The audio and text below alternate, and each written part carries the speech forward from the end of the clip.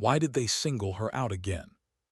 Her face slammed into the dirt, laughter erupting around her as the sergeant's boot pressed harder between her shoulder blades.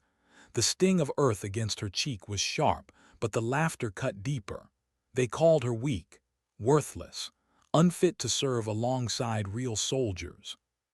The humiliation burned worse than the scrapes. For weeks she had endured their mockery, their cruelty, their absolute certainty that she would break. She had played her part, silent, unremarkable, small, but not for much longer. The yard fell quiet, too quiet. None of them knew it yet, but something was about to change. The morning sun beat down mercilessly on Fort Drayson military base as 42 recruits stood at attention in the dusty yard. It was day 27 of the Special Operations Selection Course. Nearly 3/4 of the original candidates had already washed out, defeated by sleepless nights, impossible distances, endless drills designed to break even the strongest. In the back row, Eloin kept herself nearly invisible. Her frame was slight, her regulation bun too tight, her uniform hanging just a little loose. Her stance, though technically correct, looked off too rigid, too forced, like someone trying too hard. To anyone glancing past, she was the recruit no one would bet on. That was intentional. Where others had bonded through shared pain and whispered encouragement, Eloin remained apart. Some thought she was shy. Others thought she was cold. The truth was simpler. Distance made it easier to watch. Sergeant Thaddeus Blackwell paced before the formation, combat boots thudding against the packed dirt. A man carved by combat, with a face permanently set in contempt. His eyes locked onto Eloin. "Attention," he barked, though they were already ramrod straight. His gaze lingered on her just a beat too long. The night navigation drill had ended barely 4 hours earlier. She knew what the others, her map had been wrong, deliberately marked. A trap to slow her down. While the others marched along a trail, she slogged through treacherous ravines and razor-sharp brush, returning exhausted but not broken. From the corner of her eye, she noticed Captain Silas Merrick standing with a clipboard at the edge of the yard. His presence was unusual. He wasn't one for theatrics. He wasn't one for wasting time. "Recruit Keir," Blackwell's voice carried across the yard. She stepped forward, posture stiff, gaze straight. "Tell me," he circled her slowly, like a predator toying with prey, "why do you think you belong here?" "To serve my country, Sergeant." Her voice was steady but quiet. Blackwell laughed, the kind of laugh that cut to bone. "Your country. You think the best way to serve is slowing down an elite unit, demanding special treatment." "I haven't asked for special treatment, Sergeant." "Your presence demands it." He stepped closer, his breath hot against her face. "Every time we slow down for you to catch up, every time we lower our standards to accommodate weakness." His words struck the other recruits like a blessing. Someone else was the target today. Relief spread in silence. Eloin's eyes never shifted. She kept them fixed, deliberately empty. "This isn't some equality experiment," Blackwell barked. "In combat, the enemy doesn't care about your feelings. They care about exploiting weakness, and weakness gets good men killed." A finger jabbed her chest. Captain Merrick scribbled something on his clipboard, expression unreadable. Eloin's mind drifted, just for a second, to another time. To the hush of foreign voices, the weight of medals in wooden boxes and shadows of men who whispered things not meant for her ears. She blinked, and it was gone. "Today," Blackwell announced, packing again, "close quarters combat. Let's see if you can keep up when it's not about carrying packs or running miles. Let's see what happens when you meet force with force." The afternoon sun was brutal, the yard filled with pairs of recruits. Most had already chosen sparring partners. No one chose her. "Recruit Lachlan," Blackwell barked. Xavier Lachlan stepped forward. Built like a wall, a former wrestler, a sneer fixed permanently on his lips. Blackwell's grin followed. "You'll be demonstrating with Recruit Keir." The others spread across the yard. their attention already shifting toward what they knew would be entertainment. "Today we practice takedowns," Blackwell announced, loud enough for all to hear. He demonstrated on a volunteer, then turned to Eloin. His smile was sharp, cold. "Don't worry. Women get special treatment in my course. Lachlan, use maximum force. Kier, your job is simple. Survive 30 seconds." The yard laughed, unease hidden in the sound. Captain Merrick stepped closer. The first takedown hit hard. Xavier slammed her into the dirt, air ripped from her lungs. She slapped the ground, but the shock still rattled her bones. She rose, silent, brushing dirt from her sleeve. The second came harder. Her legs swept out, her body driven into the ground with his full weight. Blood touched her lip, but her eyes stayed calm, calculating. Xavier hesitated at that look, just for a second. "Problem recruit," Blackwell barked. "No, Sergeant." Xavier reset, unease crawling at the back of his mind. Merrick's pen stilled. He saw it, something small, hidden in Eloin's face, a shadow of something much more dangerous than weakness. It was gone in an instant, but it stayed with him. Enough playing. Blackwell stepped into the circle himself. The recruits leaned in, eager for the spectacle. Sometimes trash needs to know its place. He grabbed her collar, slamming her into the dirt. Laughter broke out again. His knee pressed into her back, his voice booming. "This is the real world. No mercy, no second." He stopped. Something changed. Subtle at first, the way her fingers twitched, the shift of her weight. "Sergeant," Merrick's voice cracked like thunder. "Stand down." Too late. She moved. It was liquid, precise. One instant crushed beneath him, the next twisting, coiling, striking.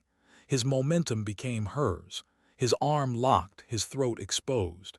In 2 seconds he was on the ground, her arm wrapped perfectly, pressure cutting his breath short. The yard froze. Blackwell struggled, gasping, eyes wide with shock. The woman they had laughed at, the one they had thrown in the dirt again and again, had him helpless. Her eyes, no longer empty, scanned the circle, predator's eyes, sharp, certain. She released just before he lost consciousness. He crumpled to his knees, clutching his throat. "Silence." Merrick stepped forward, his voice deliberate, clear. He spoke in a language none of the recruits understood. "Nightshade protocol verified. Status report." Eloin's response was fluent, flawless. "Asset secure. Evaluation complete." The recruits' world tilted. Merrick saluted. "Attention," his voice cracked the air. "You are in the presence of Major Eloin Kier, Distinguished Service Cross, former Ghost Program operative, and your new commanding officer." Gasped disbelief, stunned silence. Eloin's posture straightened, the illusion of weakness falling away like old skin. Authority radiated from her, commanding without effort. For 27 days she had endured. Now she spoke with her real voice, sharp and resonant. "I have watched you," she said, gaze sweeping the formation. "Not just your performance, not your tactics, but your character, how you treat those you believe don't matter." Several faces turned pale. Some looked down. Others stared back, shame fighting stubborn pride. "3 of you," she said slowly, "understood what strength truly is. The rest of you confused cruelty for leadership, and cruelty has no place here." Her words cut deeper than any blow. Blackwell's ragged breathing was the only sound. The recruits stood frozen, realizing they had just been weighed, not for muscle, but for something far harder to fake. And most of them had failed. Why couldn't they look her in the eyes now? The recruits stood frozen in formation, the weight of her words pressing down harder than the heat of the afternoon sun. For nearly a month they had mocked her, shoved her aside, treated her like dead weight. Now those same recruits shifted uneasily in their boots, unable to reconcile the image of the woman they had dismissed with the reality standing before them. Blackwell knelt in the dirt, coughing, veins bulging in his neck. His pride bled out faster than the oxygen she had cut off. Rage flickered in his eyes, but beneath it, fear. "Captain Merrick," Eloin's voice was calm, commanding, "escort the sergeant." "Yes, ma'am." Merrick's reply rang with a respect he hadn't shown any of the other cadre. Two soldiers moved to Blackwell's side, helping him stumble toward the infirmary. His muttered curses drifted away with him, but Eloin's attention stayed fixed on the formation. "You thought this was about strength," she said. Her voice was quiet now, measured, yet somehow sharper than Blackwell's shouts had ever been. "You thought it was about who could run the farthest, carry the heaviest pack, take the most pain. You believed cruelty proved leadership, that mocking the weakest proved your worth. But what have you proven?" The silence was suffocating. Eloin stepped closer, boots crunching softly in the dirt. "What you've proven is that most of you can't be trusted. Not yet, because when you thought no one was watching, you revealed yourselves." Her gaze locked on a few particular faces, men who had jeered the loudest, women who had laughed when she stumbled, recruits who had turned their backs when she had been shoved down. They dropped their eyes, suddenly fascinated with the ground. But she didn't miss the others, the quiet ones, the ones who had stayed apart from the cruelty. She saw them clearly now. "Three of you," she said, her tone softening, "showed character when you thought it cost you something. You resisted the mockery. You helped your peers. You chose dignity when it would have been easier to follow the mob." She called them out by name: Tahira, who had defended a limping teammate; Daario, who had shared his water on a desert march; Faren, who had sacrificed credit to protect the team. "Step forward." They did, uncertainty flickering across their faces. "To the rest of you," Eloin's voice hardened, "this is what strength looks like. Not cruelty, not ego, not the desperate need to dominate. Strength is restraint. Strength is responsibility, and none of you will ever lead if you cannot understand that." Her words landed heavy. Some recruits bristled, pride twisting into resentment. Others looked ashamed, their own laughter replaying in their heads like a poison. "Dismissed," Captain Merrick ordered, his tone clipped. "Barracks now." The recruits broke away slowly, glancing back at Eloin as though afraid she might see through them one last time. Only the three chosen recruits remained, standing stiffly at her side. For the first time in weeks, Eloin let her body breathe. Shoulders straightened naturally, gaze steady, no longer hiding behind the disguise of weakness. She turned to Merrick. "Report to General Wheeler," she said quietly. "Yes, ma'am."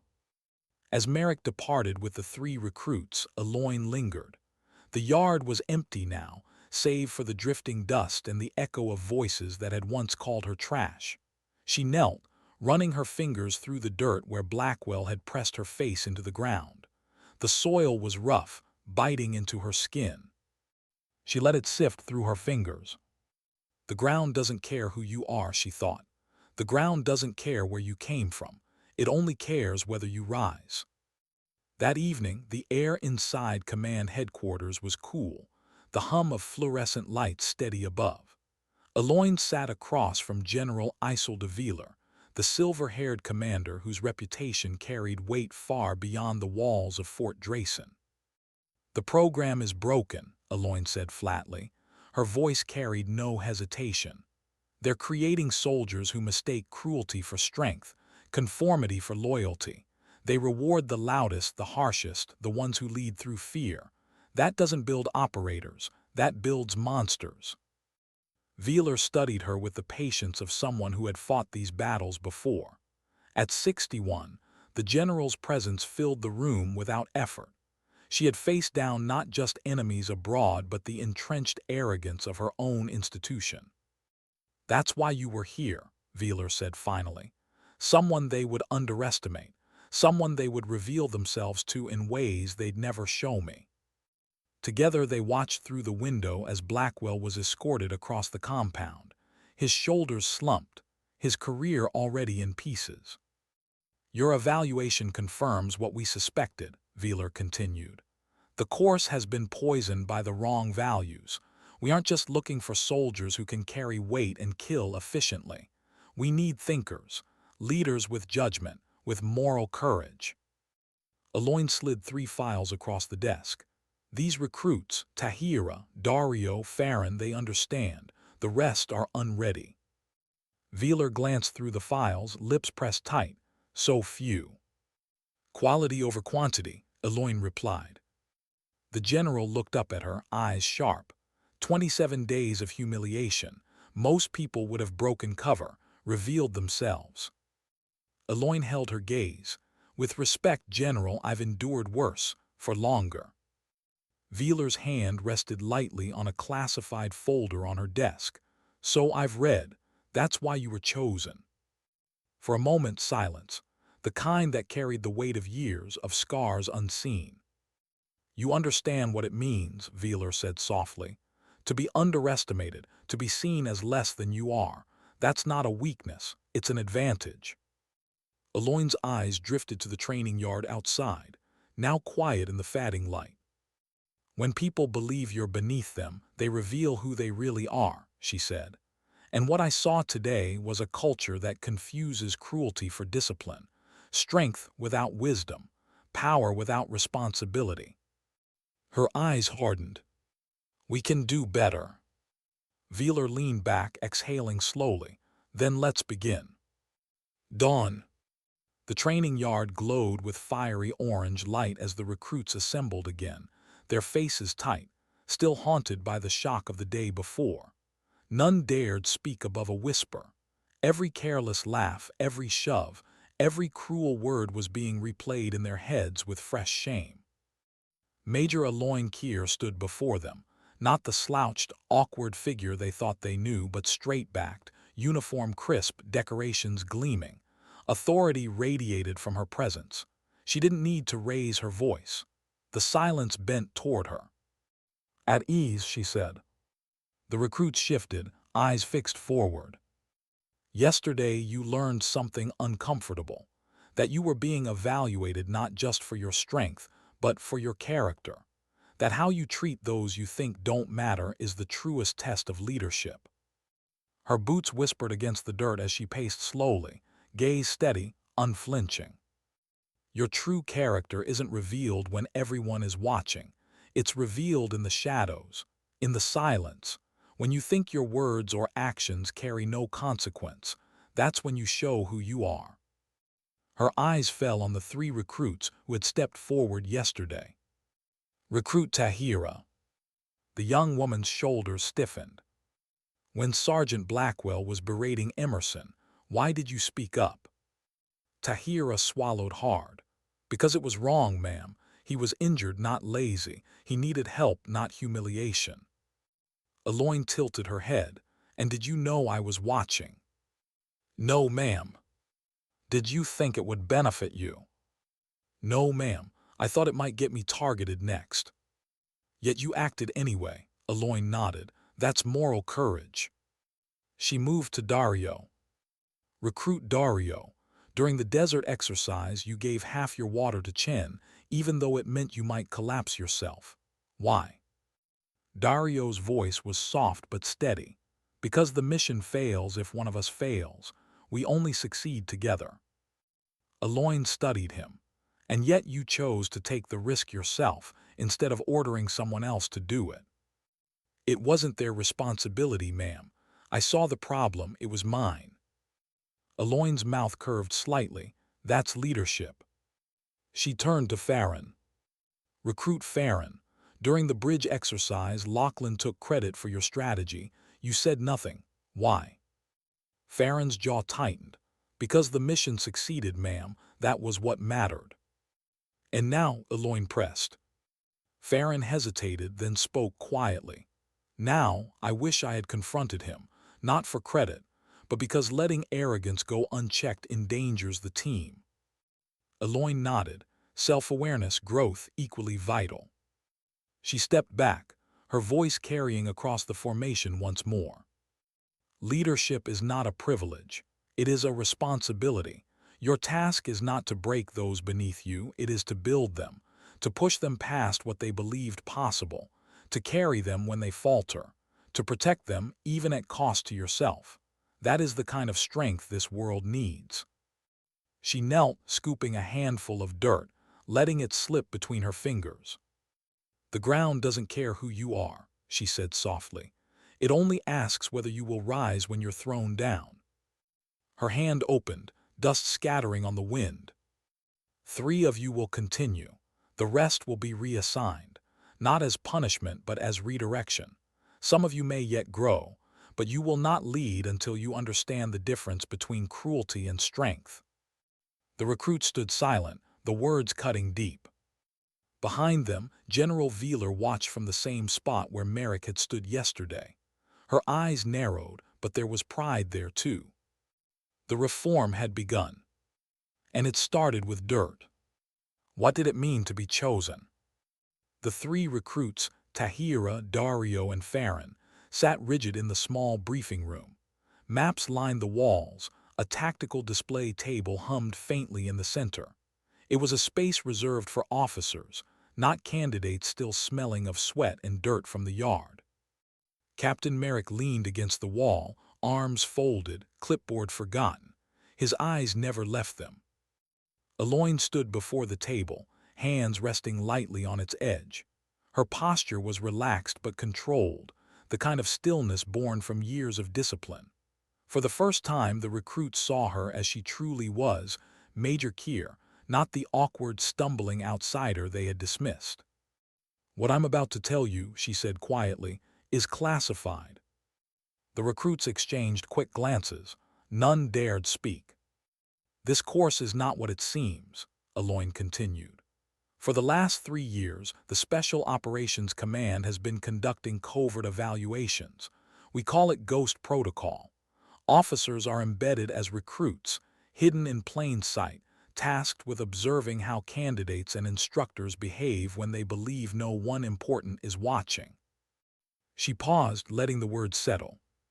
"The results," she said finally, "have been damning." On the display, images flickered to life, redacted after-action reports, field incidents no one outside the command would ever see. A hostage executed because a leader refused to adjust his plan. A civilian injured during an unauthorized interrogation. A team fractured because a commander chose humiliation over trust. "This," Eloin said, pointing to the glowing reports, "is what happens when we confuse cruelty for discipline, when we reward arrogance over judgment, when we train soldiers to dominate, not to lead." Tahira shifted uncomfortably, her voice trembling as she asked, "And Sergeant Blackwell?" "Reassigned," Captain Merrick answered, "along with several others. Their methods crossed the line from hard training into abuse." "But he's decorated," Faren muttered. "Being good at killing," Eloin replied evenly, "does not make someone a good leader." The words landed like a hammer. Daario leaned forward, brows knit. "Then why us? We're just recruits, we haven't even qualified."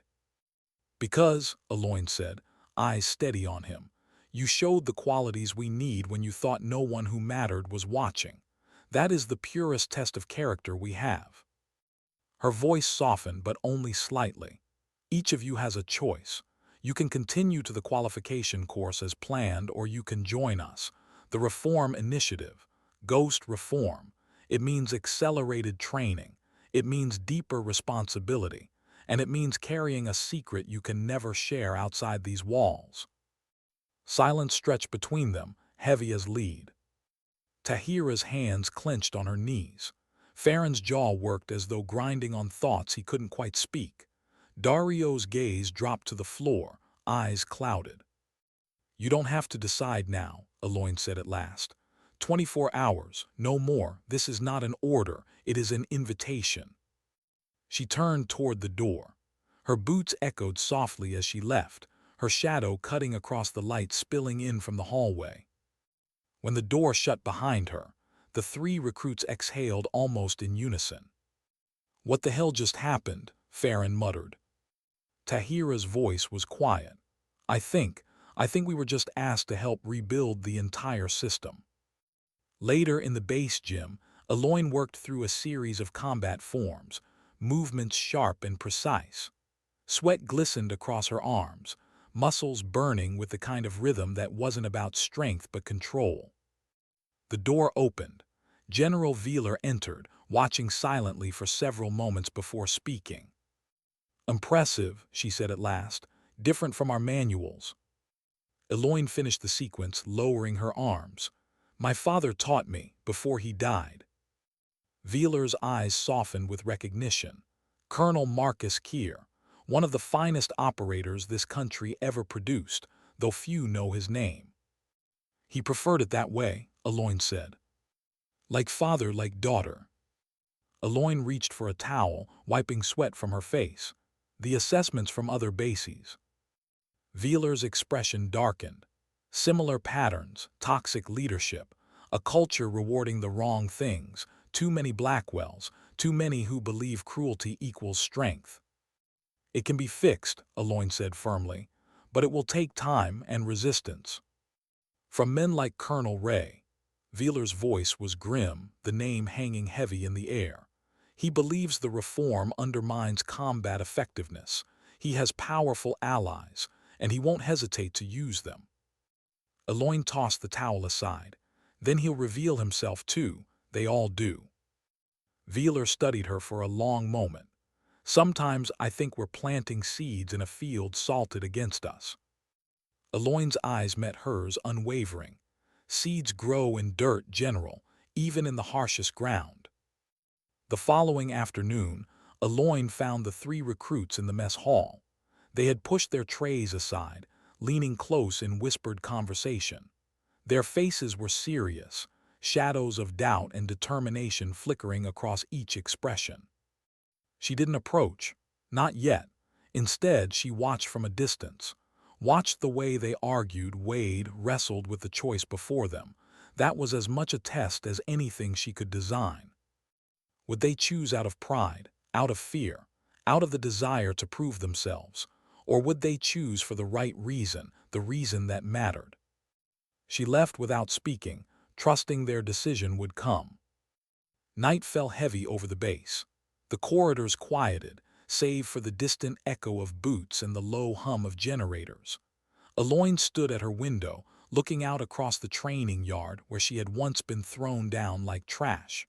The moonlight touched the ground where laughter had filled the air, where dirt had mixed with her blood. She let the silence wash over her. Her father's voice echoed in memory.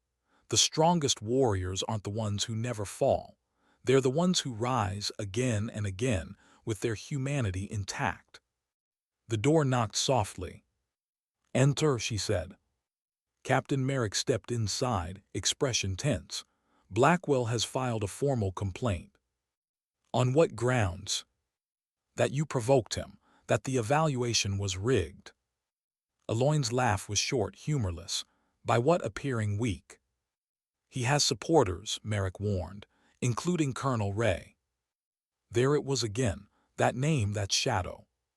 "He's claiming the reform prioritizes feelings over lethality." "Almost word for word what I expected," Eloin replied. General Wheeler joined them moments later, summoned by the urgency of the matter. Her face was stone. "If Ray wants to defend abusers, that only proves our point. We continue as planned." Eloin nodded. "Good, because I'm not asking for his permission." The next morning came with crisp sunlight and the sound of boots outside her office. Eloin rose from her desk as the 3 recruits entered, standing at attention, faces hard but resolved. Tahira spoke first. "We've reached our decision, ma'am." Eloin studied them, and "We want to join the initiative," Tahira said firmly.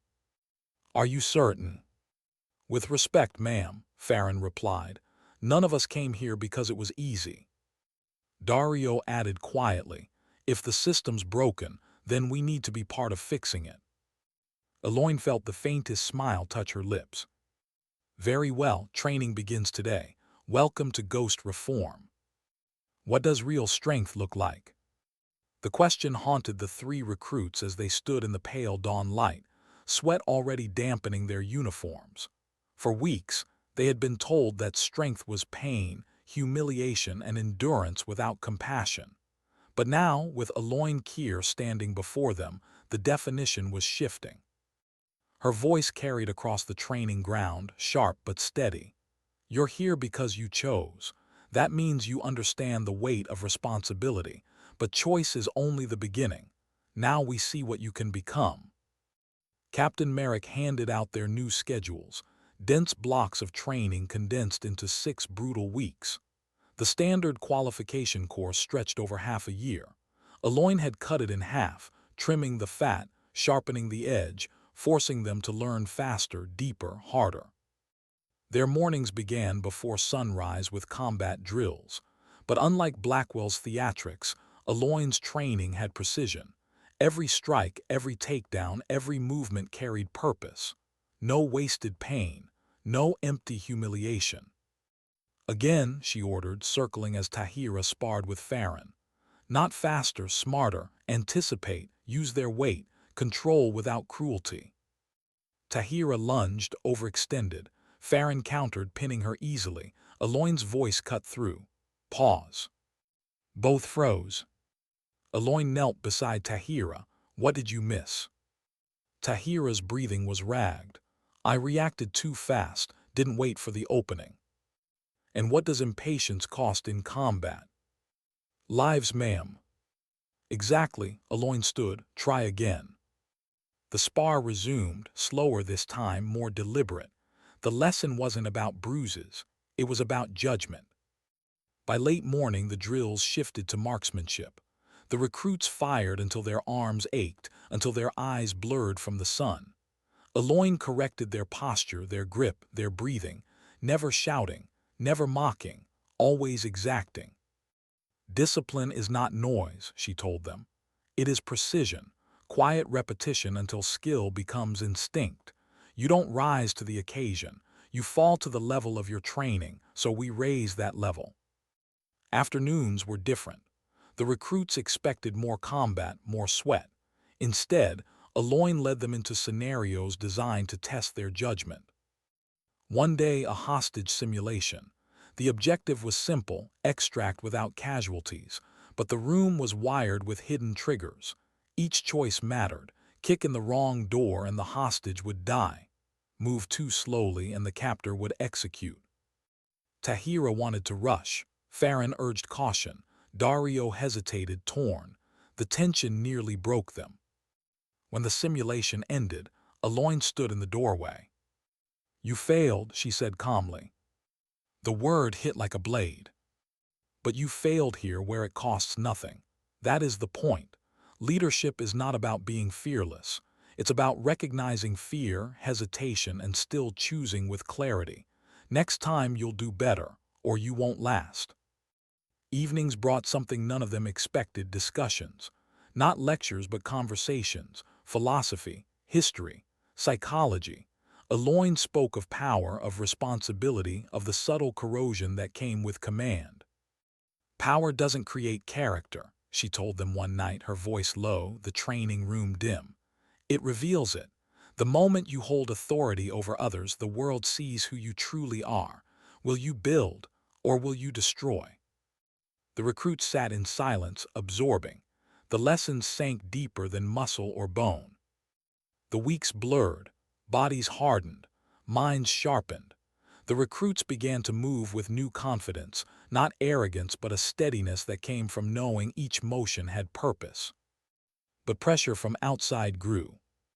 One evening, as Eloin reviewed reports, Merrick entered, expression grim. Colonel Ray is circling, he said. She didn't look up. He was always circling. He's not happy about Blackwell. He's filed formal opposition to the reassignment. Let him, Eloin replied. Merrick frowned. He's powerful, old school. Men like him see compassion as weakness. They believe breaking people makes them stronger. Eloin finally met his gaze. Then we show them another way, and when they resist, we let their own arrogance reveal them. Merrick hesitated. You're playing a dangerous game, Major. Her voice was quiet, so is he. At the end of the 4th week, Eloin led the recruits beyond the perimeter fence into the woods. The air was cooler there.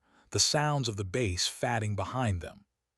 She stopped at a clearing where an old stone marker stood, weathered but unbroken. "This is where my father trained me," she said softly, "away from eyes that measured strength by bruises, away from a system that believed cruelty was the only teacher." The recruits gathered, respectful, silent. The stone bore only a simple inscription: "True strength protects." Eloin let her hand rest on it, the memory in her eyes distant but fierce. "My father believed that warriors are not defined by how much they can destroy, but by how much they can protect. Without compassion, strength becomes tyranny. Remember that." She turned to them, gaze sharp. "Tomorrow you'll be tested again, harder than before, not just your bodies but your judgment. And soon you'll be placed into units where men like Colonel Ray still hold power. They will try to break you. They will mock this vision. They will call it weakness. Your task will not be to fight them outright. Your task will be to endure, to observe, to reveal. And when the moment comes, to stand firm." Tahira swallowed. "And if we fail?" Eloin's expression didn't soften. "Then others will rise after you, because this is bigger than any of us. But I believe you won't fail, because you already showed me who you are when you thought no one was watching." Silence fell heavy over the clearing. The recruits felt the weight of her faith, heavier than any rucksack they had carried. That night Eloin returned to her quarters. The base was quiet, stars burning bright above the desert sky. She let herself breathe, just for a moment. But her peace shattered with the sound of a knock at the door. It was Merrick. Colonel Victor Ray stood there, tall, broad, his presence filling the doorway like a storm cloud. His voice was low, almost soft, but each word cut. "Major Keir, I hear you've been playing dress-up." Eloin didn't flinch. "Following orders, Colonel." "By humiliating one of our most decorated instructors." His tone was calm, but venom pulsed beneath. "Blackwell humiliated himself. I only revealed it. You provoked him, appeared weak. That's all it took." Eloin met his gaze without blinking. "If appearing weak provokes abuse, then our standards are already broken." Ray's jaw clenched. "You don't understand what we do here. Special operations isn't about feelings. We break people down because the field will break them worse. Better to shatter them here in training than watch them die in combat." "I understand exactly," Eloin replied. Her voice was cold steel. 14 years in the field, 11 deployments, 4 as team leader. I've buried more operators than you've trained. And I can tell you this: breaking spirits doesn't build warriors. It builds men who mistake fear for respect." Ray stared at her, recalculating. Recognition flickered in his eyes. "Marcus Keir's daughter," he said slowly. "I am."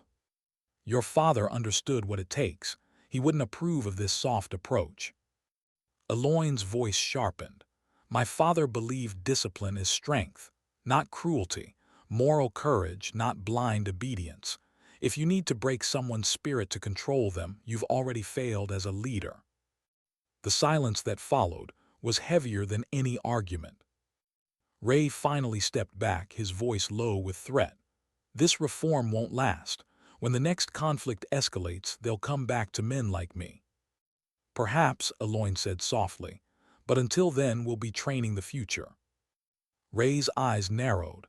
"Your recruits won't change anything." Eloin allowed herself the smallest smile. "They're just the beginning, and unlike you, Colonel, I'm playing the long game." He left without another word, boots echoing down the hall. Eloin stood alone, the weight of what had just passed pressing into her chest. The confrontation had been inevitable. Men like Ray never surrendered power willingly. But she wasn't here to ask permission. She was here to change everything. What would break first, their bodies or their judgment? The 3 recruits stood at the edge of the training ground, stripped of comfort, stripped of certainty.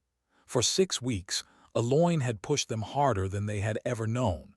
Now came the final crucible. Captain Merrick set down a metal case on the table. He opened it without ceremony. Inside lay 3 black envelopes. Your test begins now, he said. His voice carried no warmth. You'll open these once you're beyond the perimeter, not before. The recruits exchanged nervous glances. Each of you will move alone, Merrick continued. Your paths will diverge, your test will not be the same, but your measure will be. And what are we being measured for? Faren asked, his voice taut.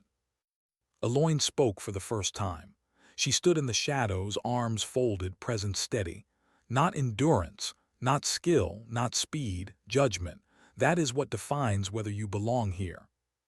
Tahira swallowed hard. Daario nodded once, jaw tight. Merrick handed each of them their envelope. You have 12 hours. The desert lay quiet as Tahira moved through the scrub, her boots crunching softly on the dry earth. She tore open her envelope once the compound disappeared behind her. The instructions inside were simple. Locate the downed pilot, extract safely, no civilian casualties. She folded the paper, her hands trembling. It was only a simulation, she knew that. But the field felt real, the scattered debris of a crash site, smoke curling against the horizon, the distant cries of actors playing villagers caught in the chaos. She crept closer, heart pounding. Two men in civilian garb blocked her path, shouting in broken English, anger flaring in their eyes. She had her rifle. She had the option to fire, but she hesitated. What was the cost of pulling the trigger? She remembered Eloin's voice. Strength is restraint, power is responsibility. Tahira lowered her weapon. She raised her hands instead, moving slow, deliberate, speaking calm words. The men shouted louder, confusion mixing with suspicion. But they didn't fire. They let her pass. When she reached the pilot, a bleeding soldier clutching his side, relief flooded her chest. She bandaged him as best she could and carried him toward the extraction point. The civilians watched her leave, eyes wary but unhurt. Daario's envelope carried different orders. You are commander, 2 teammates injured, enemy closing in. Decide, extraction or defense. He read it twice, sweat dripping into his eyes. It wasn't real, but the voices in the earpiece made it feel real enough. His teammates groaned over the comms, begging for help, while the simulated enemy pressed closer. Every instinct screamed at him to fight, to defend, to prove he was strong enough. But then he thought of Eloin's lessons. Mission first. Protect your people. The strongest decision isn't always the loudest one. His chest tightened. To stay meant losing them all. To extract meant abandoning ground he'd been told to hold. He made the call. Extraction, he said into the calm. His voice broke slightly, but he didn't take it back. Within minutes, the simulation ended. His team survived. The enemy claimed the ground, and Daario stood alone in the desert, shaking, wondering if he had passed or failed. Faren's test was quieter. His envelope contained only 2 lines. One comrade has betrayed you. Identify, report, act. He sat in the dim light of the simulated safe house, dossiers spread before him. Each file carried hints, contradictions, redacted lines. One choice would condemn an innocent. Another might allow a traitor to escape. The weight pressed down harder than any rucksack. His jaw clenched, his pulse hammered. He thought of Eloin's words. Leadership is responsibility. When you act, you must carry the cost. Hours passed. He read, reread, sifted through details. Finally, he made his decision. He signed the report. His hand shook as he sealed it. When the door opened, Merrick entered silently, collecting the paper without a word. Faren sat in the silence that followed, knowing that leadership was not glory. It was weight. At dawn, the 3 recruits returned, exhausted, hollow-eyed but standing. Merrick took their envelopes, laid them on the table. Eloin stepped forward, her gaze sharp as glass. You want to know if you passed, she said softly. But the truth is there is no pass or fail, only revelation. She looked at Tahira. You chose restraint when you could have chosen blood. You understood that mission success does not require cruelty. That will save lives one day. Tahira's lips trembled, relief, pride, doubt all tangled. Eloin turned to Daario. You chose extraction. You abandoned ground to save your people. Some will call that weakness, but I tell you now it is courage, because the ground is replaceable. Your people are not. Daario bowed his head, tears threatening. Finally, Eloin faced Faren. You carried the burden of judgment. You made the call when the easier choice was to do nothing. That is the weight of command. You will feel it for the rest of your life. And that is how I know you are ready. The room stayed silent, the air thick with unspoken emotion. You are operators now, Eloin said. Not because you are perfect, but because you understand imperfection. Not because you are fearless, but because you understand fear. And not because you are cruel, but because you understand the cost of power. That evening, as the recruits slept for the first time without drills looming at dawn, Eloin sat alone in her office. The reports from their tests lay before her, neat but heavy. She should have felt relief. Instead, doubt crept at the edges. Could 3 recruits truly change a system rotting from the inside? Could seeds planted in dirt withstand the storms already gathering? She remembered Ray's eyes, cold and calculating, the promise in his voice. This reform won't last. She closed the files, her hand pressing hard against the cover. Then she whispered into the silence, almost like a prayer. Sometimes change begins with only 3. The words weren't for her. They were for her father, for the men and women who had fallen before her, for the ones who never had a chance to rise from the dirt. Tomorrow she would give them their assignments. Tomorrow the fight would grow larger. But tonight she allowed herself a breath. Because tonight she had hope. How do you say goodbye to soldiers who aren't ready to understand what they're about to face? The morning sun burned bright across Fort Drayson as General Veeler presided over a small, private ceremony. No fanfare, no cameras, no parade ground speeches. Just 3 recruits, Tahira, Daario, Faren, standing stiff in crisp uniforms, faces set with the solemnity of those about to step into a world far larger than they had imagined. Veeler pinned their qualification badges one by one. Her voice was low, but it carried a gravity the walls themselves seemed to absorb. Ordinarily, this would be public, she said, but your assignments require discretion. From this day forward, on paper, you are simply operators. In reality, you are the first of something new, the vanguard of reform. The 3 shifted slightly, pride warring with the unease of being entrusted with something so fragile, so vast. When the ceremony ended, Eloin took each of them aside privately, one by one. Tahira stood first in her office, eyes sharp but uncertain. You'll be joining a Pacific unit, Eloin told her, sliding the sealed envelope across the desk. It's a strong team, capable, but their leadership has cracks. Watch carefully. Don't confront unless you must. Observation will matter more than action. Tahira's hands trembled as she took the file. And if they fail a test, if they choose cruelty? Eloin's voice was quiet. You don't punish, you remember. And when the time comes, you make sure the right people see what you saw. That's how change begins. Tahira nodded, though fear still lingered behind her eyes. Daario came next, his posture steady but his voice softer than the others. You'll be embedded with a European team, Eloin said. Different culture, different rhythm, but the same flaws exist. The same arrogance, the same danger of power unrestrained. Daario swallowed. What if I'm not ready? Eloin leaned forward, eyes steady on his. No one ever is. Readiness isn't about confidence, it's about clarity. And you've shown clarity when it mattered most. That's why you were chosen. He breathed out slowly, gripping the envelope as though it weighed 100 pounds. Finally, Faren entered. He didn't sit. He stood straight, jaw tight, the weight of responsibility already visible in his eyes. You'll stay stateside, Eloin said. Assigned to a team under scrutiny for questionable behavior.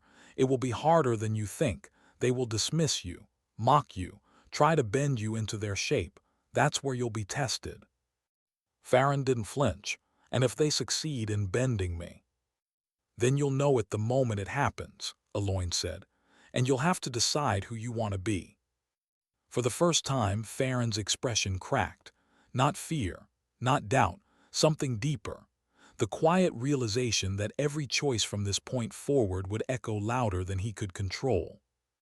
When they were gone, Eloin sat alone for a moment, the silence of her office pressing in.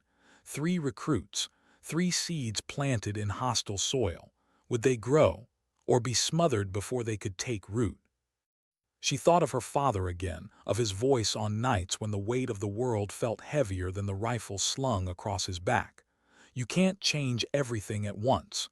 You change the moment in front of you, then the next, until the future begins to bend.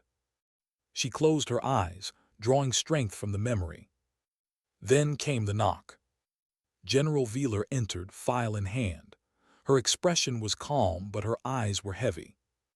"It's time," she said simply. Eloin rose. "Where?" Wheeler handed her the orders. Eloin scanned the first line and her chest tightened. 7th Special Operations Group, under Colonel Victor Ray. That night Eloin packed in silence. Her movements were methodical, precise. Folded uniforms, cleaned weapons, files tucked away in coded compartments, but beneath the discipline her thoughts churned. Ray was everything the reform sought to dismantle, brutal, arrogant, blind to the cost of his methods. And now she would serve under him, directly. It wasn't coincidence. Wheeler had chosen this assignment deliberately. The most dangerous ground was where she was needed most. Still, she allowed herself a single moment of hesitation, sitting at the edge of her bed, her hands clasped together. Could she withstand months, maybe years, of pretending deference to a man she despised? Could she protect her mission while keeping her cover intact? She inhaled sharply, steadied herself. The advantage of being underestimated, she reminded herself, is that they show you who they truly are. She would let Ray underestimate her, and when the time came, she would make sure the right people were watching. The next morning the base stirred with its usual noise, boots pounding, orders barked, the grind of training cycles repeating endlessly. But for Eloin, the rhythm had shifted. Her recruits were gone, dispatched into the world to carry their burden quietly, and she too was leaving. As she crossed the compound, Merrick fell into step beside her. "Ray's not just skeptical," he said. "He's hostile. He'll be looking for cracks, for any excuse to undermine you." "I know. You're walking into his den." Eloin's lips curved faintly. "Good, that's where the rot is deepest." Merrick hesitated, then stopped, forcing her to face him. "Just, don't forget, Major, men like Ray don't just play rough, they play dirty. Watch yourself." She met his eyes. "I've been underestimated before, Captain. I know how to use it." Merrick nodded, though worry still lingered in his gaze. When Eloin boarded the transport that would take her to the 7th Group, the sky was streaked with gray clouds, the sun hidden, the air heavy with the weight of storms not yet broken. She settled into her seat, the hum of the engines filling the silence.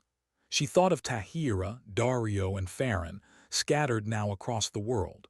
She thought of Wheeler, fighting battles in boardrooms while she would fight them in the field. She thought of her father, whose lessons had carried her this far. And she thought of Ray, waiting. The storm was coming, and she would meet it head-on. Hours later, the plane touched down at a smaller, more isolated installation. Eloin stepped onto the tarmac, the wind sharp, the air heavy with the smell of fuel and dust. Colonel Victor Ray was there to meet her. His figure loomed, broad-shouldered, eyes cold as the steel of his rank. He didn't salute. He didn't smile. He simply looked at her, measuring, calculating. "Major Keir," he said. His voice was calm, but every syllable dripped with challenge. "Welcome to my command." Eloin returned his gaze, unflinching. "Colonel." Neither moved, neither blinked. For a moment, the air between them felt like a battlefield. Then Ray turned, gesturing toward the waiting jeep. "Let's see if you're worth the trouble." Eloin followed, her steps measured, her face unreadable. Inside, though, she was already preparing. Because this was not just another assignment. This was war. And it had only just begun. How do you fight a culture without declaring war on it? Eloin asked herself that question as she stepped into the operations briefing room of the 7th Special Operations Group. The air was different here, thicker somehow, heavy with bravado and unspoken hierarchy. Men laughed too loud, their jokes edged with cruelty. The room carried a tension that wasn't discipline but fear wrapped in pride. Colonel Victor Ray stood at the front, his presence dominating. His voice was low but sharp, cutting through the chatter without needing to shout. "You all know why we're here. Another deployment. Another mission the brass wants done without questions." Eloin sat quietly among the operators, her face composed, her body language deliberately neutral. She could feel their eyes on her, some curious, some mocking. She was smaller, quieter, female. To them, she was already dismissed. "Perfect." Ray's gaze flicked to her briefly, then away as though she were insignificant. She knew better. He was watching, waiting for a mistake. "Let him underestimate me," she thought. "The longer he does, the more he'll reveal." Thousands of miles away, Tahira crouched in a humid jungle, sweat dripping down her neck as her new team advanced. Their commander barked orders without hesitation, his voice like gravel. The mission was simple: secure a supply cache before enemy scouts arrived. But when one operator twisted his ankle in the mud, the commander didn't slow. "Leave him," he snapped. "He'll catch up if he wants to live." The others obeyed without question. Tahira froze, torn. Every instinct screamed to follow, to keep pace, to prove herself. But Eloin's voice echoed in her mind. "Strength is not leaving the weakest behind. Strength is carrying them." She turned back. The injured operator struggled, pain etched across his face. Tahira ducked under his arm, bearing part of his weight. "Move," she whispered. The team glanced back, irritation flashing. The commander scowled. "Dead weight slows us all. You'll learn that, rookie." But Tahira didn't release her grip. She pushed forward, slower but steady, her comrade's weight pressing into her shoulder. It wasn't the pace that mattered, it was the choice. In Europe, Daario sat in a cramped barracks room, cleaning his rifle while voices drifted from the common area. His new teammates laughed, mocking a junior operator who had made a mistake during training. The laughter was harsh, cutting, the kind that left scars deeper than bruises. Daario listened, jaw tight. He remembered his own early days, the sting of being ridiculed, the silence that followed when no one stepped in. He set down his rifle. When he entered the common room, the laughter faltered. The target of their jokes looked up, shame burning in his eyes. "Enough," Daario said quietly. The room went still. The largest of the operators smirked. "What's it to you?" Daario's voice stayed calm. "Mocking him doesn't make you stronger. It just proves you're weak enough to need someone else to step on." The smirk faltered, silence spread. Daario knew he had made enemies, but he also knew he had planted something else: doubt. Faren's test came in shadows. His stateside unit had a reputation whispered in the halls: efficient, lethal, but brutal. Orders bent, rules blurred. Their commander was a man who smiled while inflicting pain. During a night exercise, Faren watched as a teammate deliberately humiliated another recruit, forcing him into the mud long after the drill had ended. The others laughed. No one intervened. Faren stood still, rage boiling beneath his calm exterior. He remembered Eloin's words: "Power reveals. When someone gains authority, their true character emerges." He stepped forward, his voice firm. "Enough drill, over." The laughter stopped. The tormentor sneered. "What are you, his babysitter?" "No," Faren said. "I'm his teammate, and I won't stand by while you confuse sadism with leadership. The silence that followed was dangerous. He knew he had drawn a line. But he didn't regret it. Back in Ray's unit, Eloin watched the colonel address his men. Our mission is straightforward, he said. We take the compound, eliminate resistance, secure intel. Collateral damage is irrelevant. The objective is all that matters.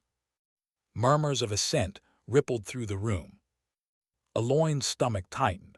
She had seen missions crumble under that mindset, seen civilians turned into statistics, seen the seeds of corruption bloom into atrocities. She raised her hand, calm, deliberate. Colonel, she said evenly, what if collateral creates resistance later? A civilian spared today may become an ally tomorrow. A village destroyed may create 100 enemies. The room stilled. Ray's eyes narrowed, a predator scenting challenge. And what would you know of that, Major? Her voice was steady. 14 years, 11 deployments. I've seen what happens when we mistake fear for control. For a heartbeat silence, then Ray smirked dismissive. Idealism doesn't win wars. Eloin met his gaze. Neither does arrogance. The room shifted, tension sharp as wire. Operators glanced between them, unsure whether to breathe. Then Ray barked a laugh, breaking the moment. You'll learn.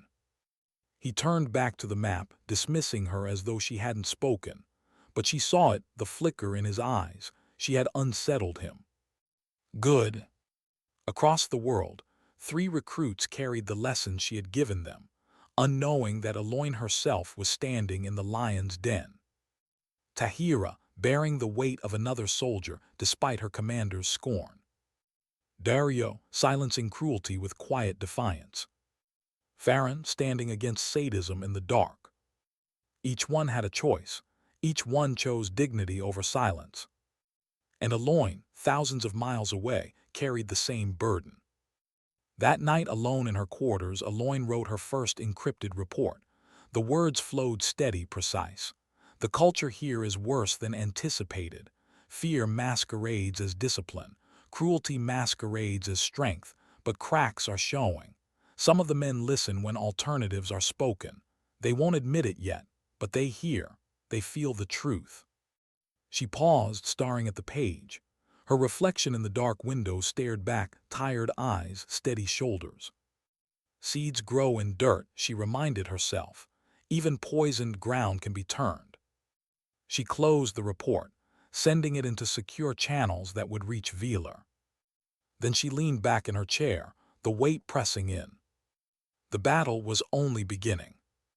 And tomorrow it would cost more. What does it take to shift a culture built on cruelty? Not speeches, not orders, but choices, quiet choices, repeated until they break the weight of tradition. Eloin knew this as she entered Colonel Ray's office. The man sat behind a heavy desk, papers scattered, his presence filling the space like smoke.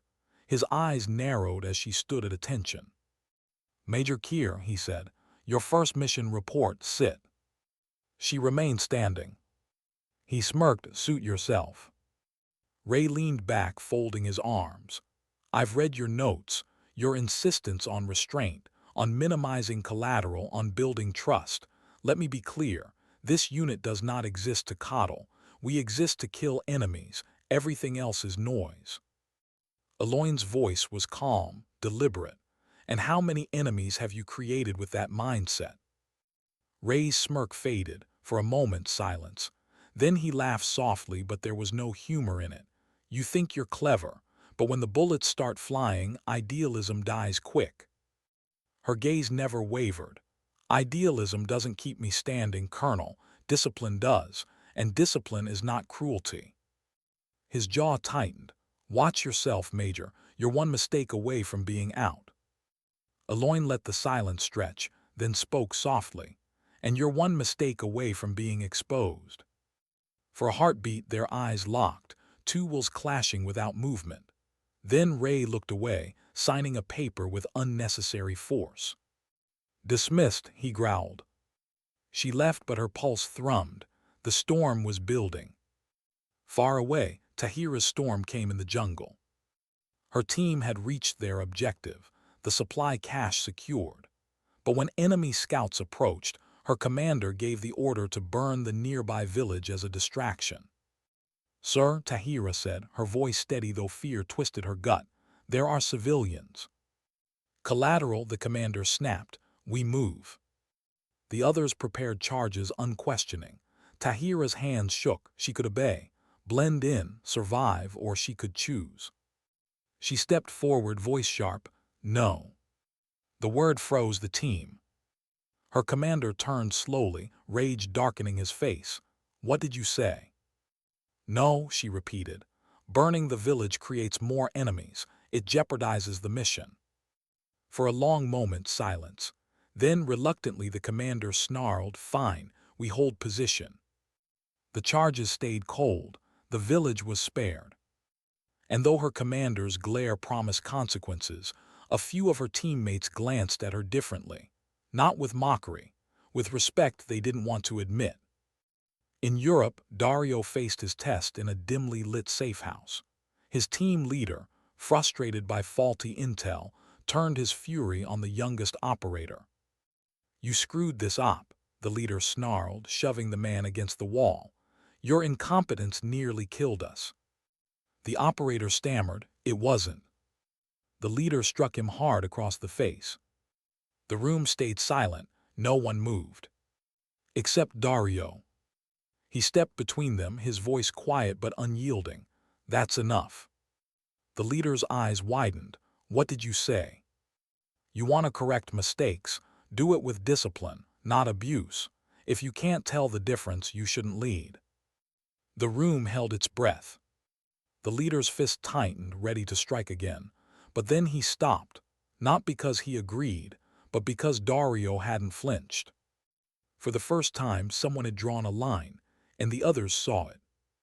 Faren's moment came under fluorescent lights in a stateside warehouse, his unit running drills. Their commander decided to teach a lesson by forcing a recruit through a gauntlet of exhaustion, push-ups until collapse, burpees until vomiting, all while the others laughed. Faren watched, his fists clenched. The laughter felt like knives. He stepped forward. "Stop." The room quieted. The commander sneered. "What's the matter? Too soft." "Discipline builds," Faren said, his voice strong. "This breaks. If you think this makes us stronger, you're wrong. All it does is teach fear." The commander laughed, dismissive, but the recruit on the ground looked up at Faren with eyes full of something else. Gratitude, hope. And others in the room began to wonder.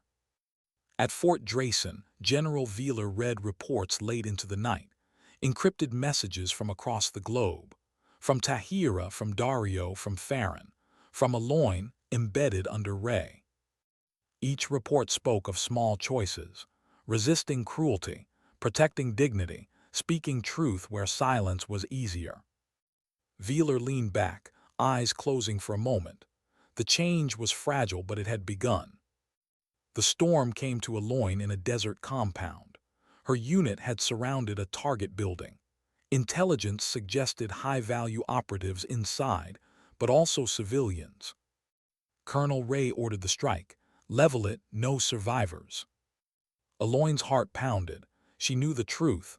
Half the heat signatures inside were children. She stepped forward. "Colonel, civilians present. We need precision, not annihilation." Ray's eyes burned. "That's an order, Major." Eloin's voice cut the air. "And it's unlawful." The words were a blade. The operators froze, eyes darting between them. Ray's face twisted with rage. "You dare." But Eloin didn't back down. The strongest warriors aren't those who destroy everything in front of them. They're the ones who protect what must endure. "You want to break me?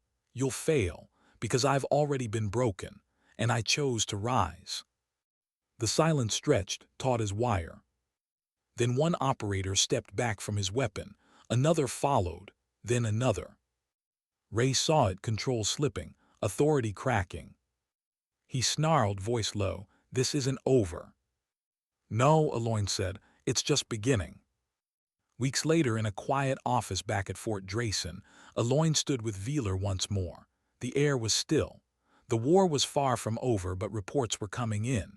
Change was spreading, slow, painful, fragile.